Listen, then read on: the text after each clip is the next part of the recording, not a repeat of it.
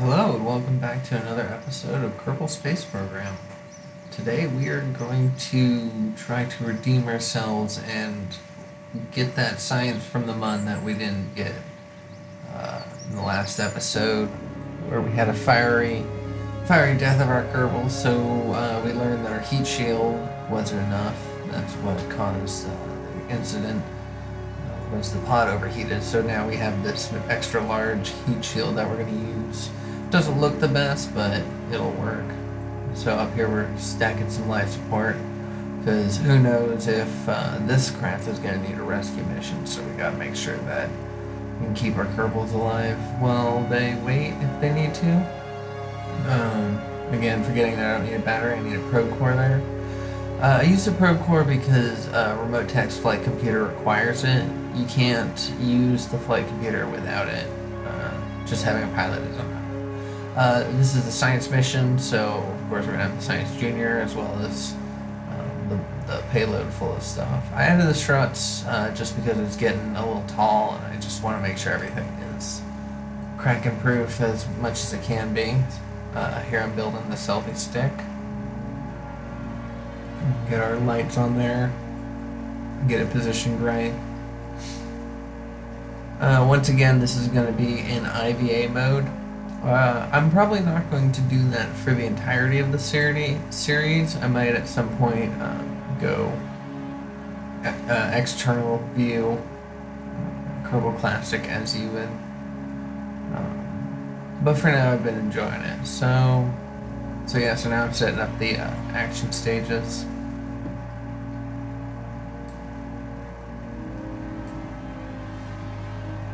Getting my camera set up and getting the deployment of my communications and all that, my solar panels and all that. Now I'm doing the science groups. This is set to do 2 groups of experiments and then be reset by the scientist. The science junior is going to have to get reset every single time for us. So now I'm also programming in my descent stage, so I'm setting the deployment parameters of the parachutes.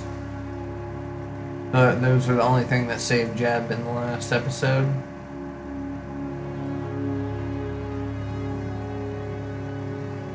You gotta remember to have the reaction wheel to control the vessel at all times. Now I'm just trying to get the fairing around all of it, and now it's a matter of getting it to the mun. So at first I play around with the Terrier engine, then it's just a little bit too small for my liking. I think I eventually changed it out to be a poodle. Yeah, I think it's right there, I see it. I'm like, I don't like the way that looks, so I change it out for a poodle to make sure that it doesn't wobble around in flight and get all messed up. Alright, so now we just do our lower stage. So that middle stage is going to be our transfer stage that takes us to the mun. Let me make sure I build this bottom stage right so it can get us almost all the way into orbit, but not quite, so that way it can come back down to Kerbin and burn up in the atmosphere. I once again go ahead and put on stage recovery parachutes on that, so hopefully it won't burn up in the atmosphere and I'll get some money back from that.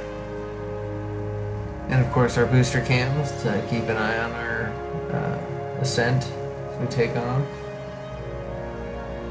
Allows us to see our booster separations, which is always nice. So here you go. This is our craft that's going to take us to the mun. It's going to take 3 Kerbals. Once again, Jebediah Kerman. We also have Spurberry Kerman as our engineer, and Garney Kerman as our scientist. So let's go ahead and do our pre-flight. Get our alarms turned on. Get our flight log and our resources. We'll go ahead and get our camera set up, our nav ball, and our orbital information. And then our vessel view. Once again, Vessel View is a mod. You need to download that in order to get that information. So yeah, turned on chatter because I felt like having a little bit of ambiance on the mission. So I'm going to go ahead and go into Spurberry's view and decide to bring up the map, the ScanSat map. In order to get this map, you need the ScanSat mod and a satellite that has been put in the polar orbit and scanning all that stuff. That map takes forever to load, so I decided to do it at the front. And out of whim, I checked the scientist seat and click on the side panel and didn't realize that it actually does stuff. So this was a fun little treat. So apparently Gurney Kerman is in charge of the snacks. So yeah, so let's go ahead and turn SAS on, throttle almost all the way up, 71%, and let's go. So yeah, it's gonna just be a pretty typical takeoff. I'm just gonna kind of speed through, make my gravity turn.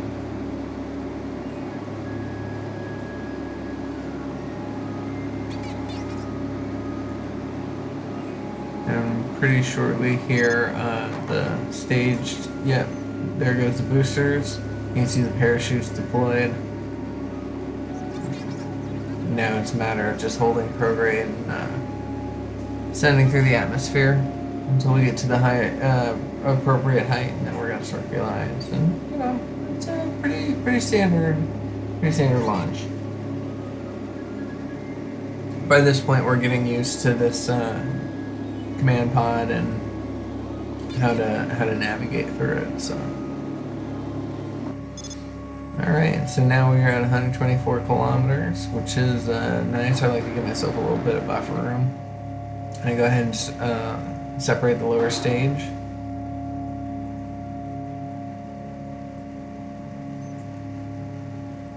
And plot in a circularization maneuver. Now this right here doesn't actually do anything for you, it just plots the maneuver node. So go ahead and break away that fairing, and I bring the camera out,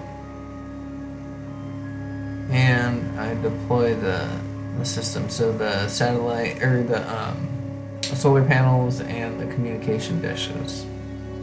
Oh, and the service base, so that way the science is available. So yeah, so we're going ahead and burn. I like the color of the rocket plume.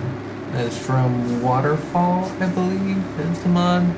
Definitely worth grabbing. I go ahead and set these timers to the timed apoapsis and periapsis. I don't end up looking at them very much, but I always try to remember to turn them on at least.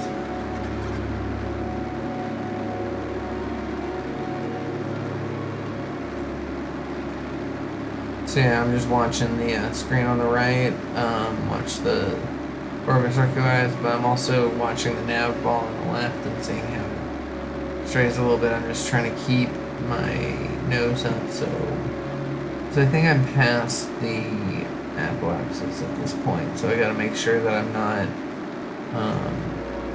dipping too far down that I end up coming right back into the atmosphere.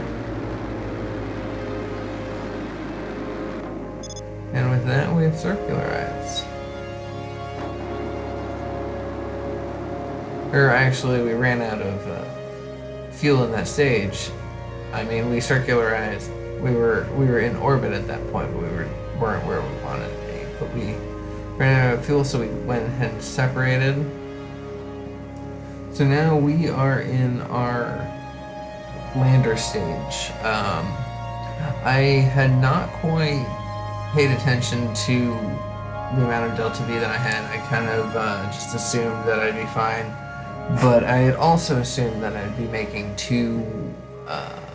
the mission is to make 2 biomes, and so I did not really factor that in my initial delta V calculations. So we go ahead and we got Gurney Kerman going, doing some EVA experiments. Very excited. He's a rookie scientist, and he's already out in space, already doing EVAs. Doesn't know the tragic history of the program. So yeah, he goes and spins his little thing, tests out momentum. And then while he's at it, Jeb decides to play around in EVA and get himself a little picture of him floating, free floating.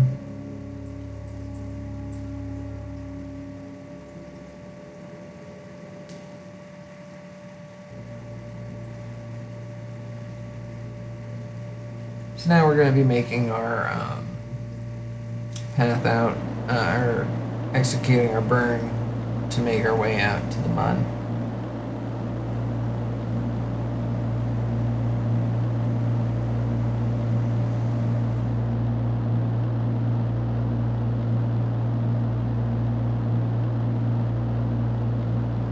This was a long burn. This footage was sped up, so yeah, the quickness that you're seeing it move at was definitely not what I had to sit through. I had to wait for a while.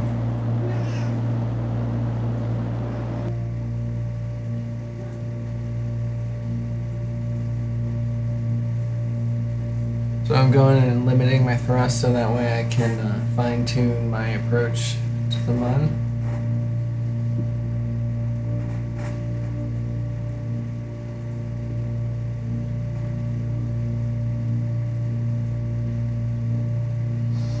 Yeah, so I'm just slowly bringing it around. I want to come from the other side, so I had to pull my way through. And now it's just a matter of time warping our way through. Go ahead and getting close. We're set to come to 19.1 kilometers above the surface.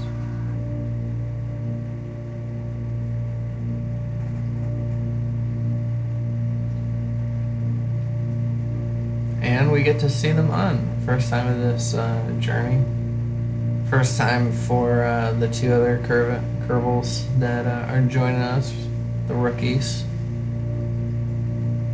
Jeb goes ahead and activates the auto landing gear mechanism, so it'll pop out at 2,000 feet, 2,000 kilometers, 2,000 meters, excuse me.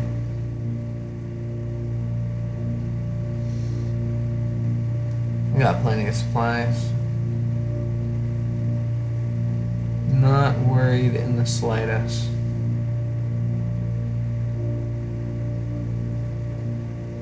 We go ahead and turn off the cabin lights, just a little bit of ambience. Normally I like to do that once we get into orbit, just turn off the cabin lights, but didn't really bother to do it this time. So now we're just go ahead and doing our capture burn, coming on in. We have a apoapsis of 19.4 and a periapsis of 19.2. Nice and precise, I like that. So as I'm lowering my orbit, I spot this little canyon that I decide to aim for. Didn't realize I was going the wrong way, which is funny. I had forgotten that I had planned that out, so move my maneuver over to the right, and so that way I'm making kind of a sideways shot to aim down the center of the canyon and hopefully end towards the end of it. So that way the second biome I can do would be the crater right there next to it. Nice and close. So I'm going ahead and time warp it over to the maneuver.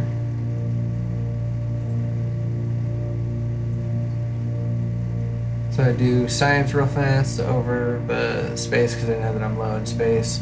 And then I go ahead and get Garney ready for an EVA to collect the experiments.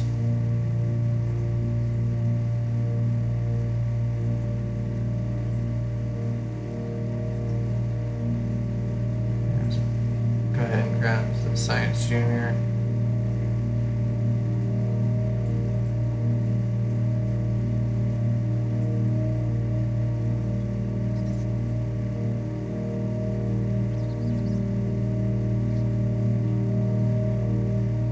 It's a nice little shot right there. Yeah, decided to turn around a little bit, take his eyes off the safety of the airlock.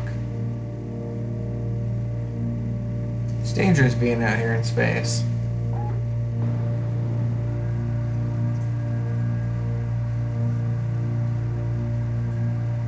Okay, go ahead and approach the node and execute.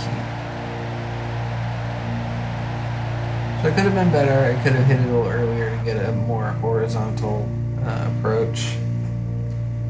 But as I will see soon, that it's not going to matter all that much.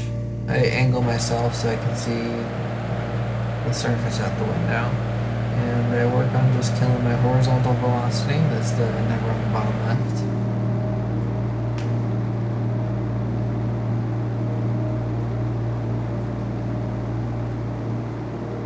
And with that, I am going straight up and down.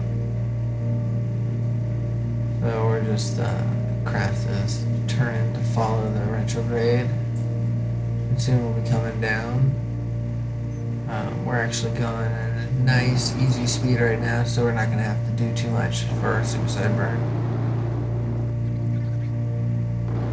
But that's when I noticed the hill slope icon, the numbers being in red, and the fact that we are in the canyon landing on the side of it. So I tried to shoot myself over to aim more towards the center of it, but of course I don't get far enough in time, so I would still end up coming down a slope. So very quickly I decided that the moment I make contact, I'm going to run my science experiments and then hit the throttle and take off and find a better place to land. So I am just watching everything, trying to make sure that my timing is correct. If I hit the experiments while I'm not actually touched down, they will all be wasted because I've already gotten that science.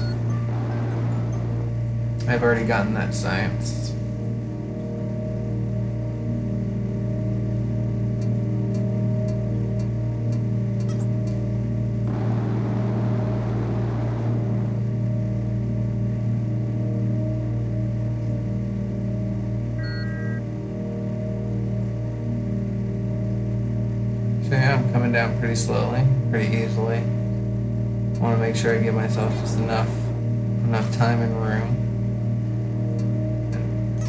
And the angle that I'm going to be coming in at, I'm basically just going to be on two legs. So yeah, so I made contact and I quickly hit everything and then hit the throttle and just started going up.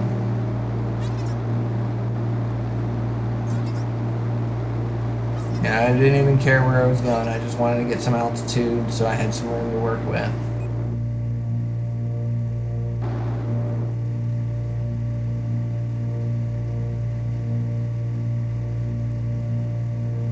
Go ahead and get my SAS on, and then I go and try to point myself west.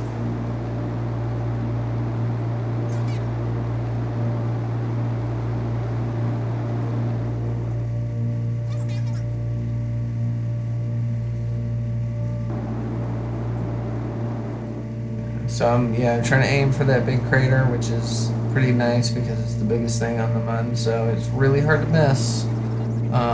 What's more important is to make sure that I don't hit the sides of one of the craters within that crater. We're going to need to find a nice flat place to land. But I have just enough delta V to manage that. I will not have any for a return flight. I'm going to have to figure that one out afterwards, but for now I have enough to make sure that I safely land right back down.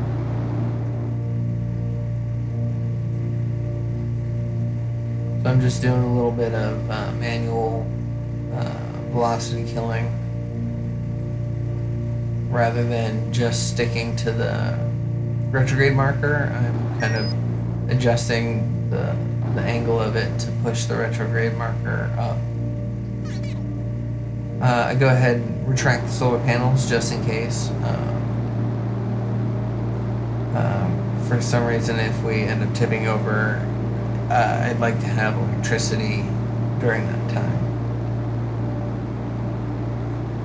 So now I'm just coming down, and my retrograde marker keeps moving around wildly, so I've got to chase it.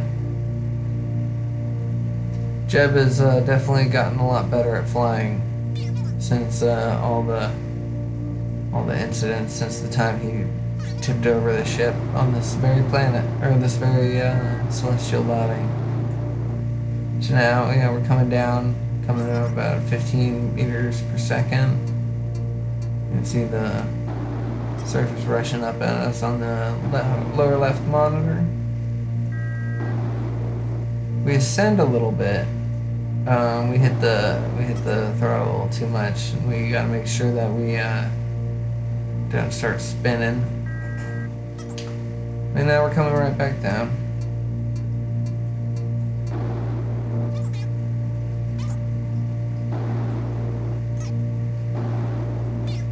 And just quick burns, and we've made contact. So we go ahead and just do science again.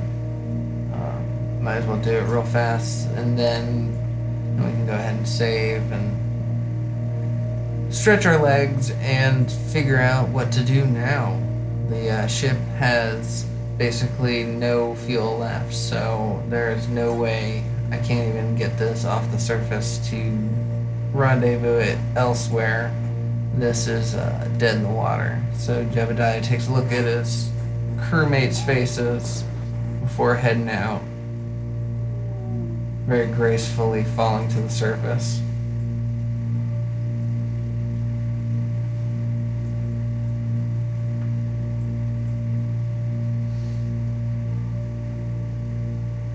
But this time he feels victorious in planting his flag.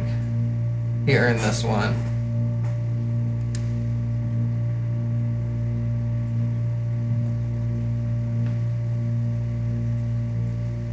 And of course he dedicates it to the memories of his fallen comrades. And so there you have it. There's a little moon mission, science gathering expedition. We didn't kill anybody and we didn't crash land. We're actually upright. So I'll call that one a win. We are gonna, in the next episode, design and send a craft to refuel this. We've already got that episode in the bag, and I look forward to it. This is actually going to be a 3-part series. Part 2, of course, being the refueling, and part 3, we'll see if we can get these guys home in one piece. So thank you all for watching, and I'll see you in the next one. Take care.